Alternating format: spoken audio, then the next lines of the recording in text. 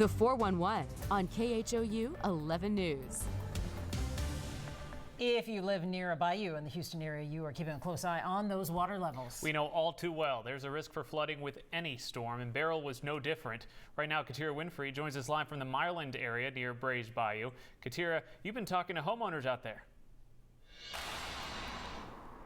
Yes, I have been talking to homeowners, and they said this retention pond that's under construction right now has been able to take absorb some of the water flow out of Brays Bayou. But I'll step out of the way. Just driving down this street, you can see all of the mud in the street from the water that spilled out of this retention pond from Brays Bayou. But as you can see, the water levels have gone down. Now, people I spoke to who lived here during Harvey said this was nothing in comparison to Harvey, but they were watching the water closely. They say the retention ponds under construction do support the flow of water, but they say they were actually shocked to see the water reach the sidewalks in a weather event they say moved so quickly. Now, throughout the neighborhood, you'll also see signs of wind damage with trees knocked over and lots of leaves and branches in the street. And while the flooding was kept at bay this time, residents say it's important to not lose sight and keep doing work to ensure the bayous and retention ponds do better jobs. Here's what one person had to say. You know, with a storm that was not supposed to be like a Harvey, you know, kind of more wind-centric versus flood, I'd say there was a lot more water on the street than I was comfortable with. Because if we had a storm that was, you know, even close to Harvey, I'd be, you know, definitely nervous about water coming up. And power outages were another issue for people living in the neighborhood. They were out there earlier in the day trying to clean up while the weather was still cool. Things are starting to warm up a little bit right now. But back out here at the retention pond, there are also several apartments located right here. And I've had several people come out and tell me they are also without power, but they are grateful. That's the only thing they're having to battle with right now. For now, reporting live in Houston, Katira Winfrey, KHOU 11 News. Good to see those bayous handling all that water. Katira, thank you. We're tracking Beryl's aftermath, but right now we are starting to see the sun across much of Houston. Pat Kaplan's here. Pat, I have mixed feelings about the sunshine. It just means we're going to start heating up, and that's tough to get your head wrapped around if you are one of the millions without power. I was going to say you're not the only, but the only person that's kind of reserved about seeing sunshine again here in Southeast Texas. I just want to talk about what Katira was just touching on, and that is the bayou status across the city. We've got our flood gauges here on the map. This is courtesy of the Harris County Flood Control District. Thankfully, even though Brays Bayou is running very high, notice it's still in the green, so we don't see flooding as a concern there, at least in the immediate future. Of course, that could change. There's going to be a lot of runoff happening over the next few days, but the ones that are giving us an issue right now are White Oak and Buffalo Bayou. Both of these actively out of their banks right now in the Heights and in River Oaks. White Oak Bayou at Heights Boulevard, out of banks. Buffalo Bayou at Shepherd Drive, getting to Montrose Boulevard, out towards Waugh, if you're familiar with these areas, out of banks, and that actually goes all the way to downtown. Buffalo Bayou at Milam Street also out of banks.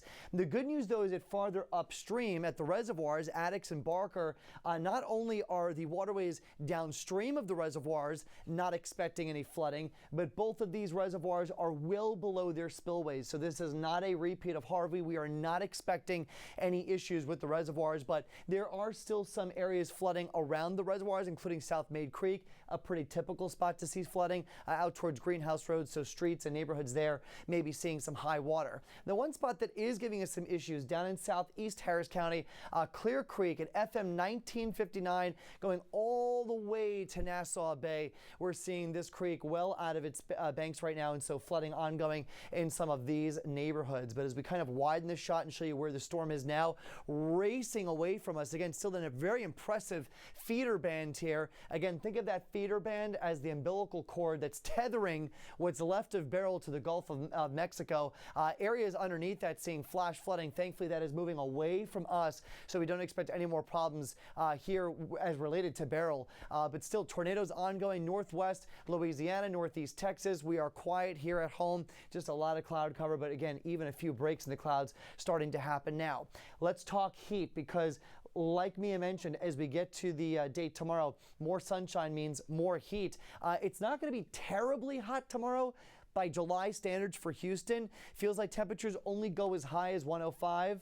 again, it's been a lot worse, but they issued this advisory tomorrow because of the lack of air conditioning and electricity across the area. So a lot of folks will be dealing with situations that they don't normally find themselves in with the lack of power. But here's your heat index forecast for tomorrow. Again, we've seen it a lot worse in July. Feels like temperatures in the upper 90s for a lot of us. I do think some of the higher spots will be south and west of the city, where you get a little more humidity coming off the Gulf, but we do get a small drop in humidity tomorrow, and that will certainly help things.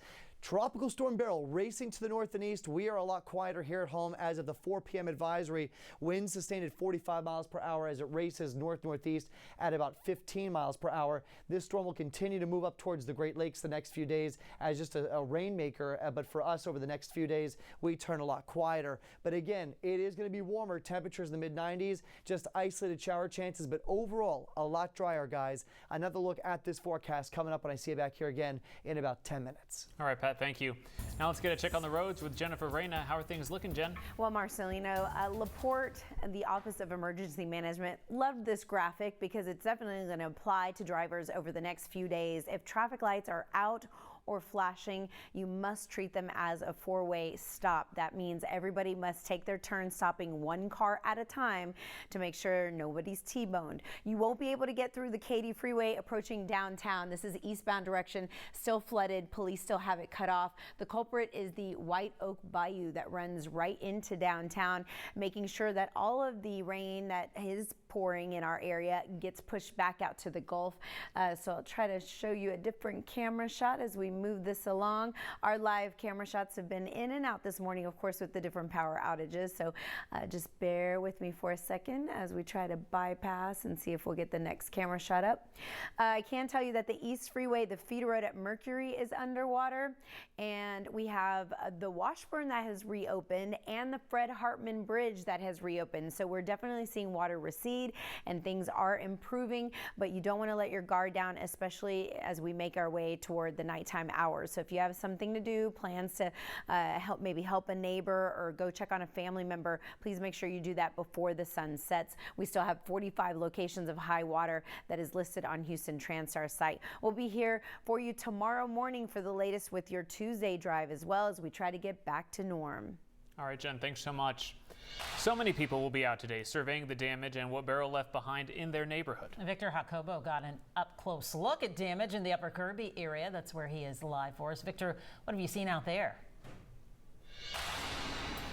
Yeah, I'm here off of Kirby and just south of Westheimer on Kipling and Virginia, and I want to show you a couple of examples of just how much of a punch this neighborhood took. You can see right here behind me, this tree completely blocking this road. I stand right next to it, and that gives you an idea just how towering this tree really was. And a lot of folks, now that the sunshine has come out, the weather's kind of pleasant, people have been walking their dogs, riding their bikes, or going out for a walk, and they've been stopping to take some of the photos.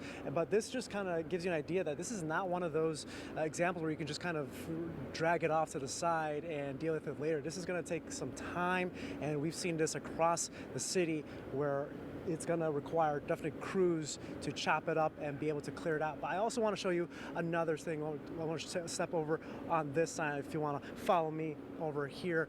There's a barber shop right over there in a very iconic red caboose style building there, and then you can just see how that tree has fallen over, a very large tree. It's sitting on top of a van, but then you can also see on the sidewalk it just completely upended and broke through that sidewalk. That just gives you an idea of the force and the magnitude of those Beryl winds that ripped through this neighborhood.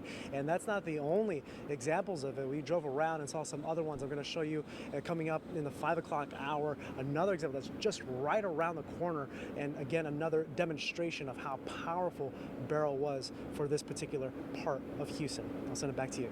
Unbelievable visuals, proof of those strong winds. Victor Jacobo, thank you.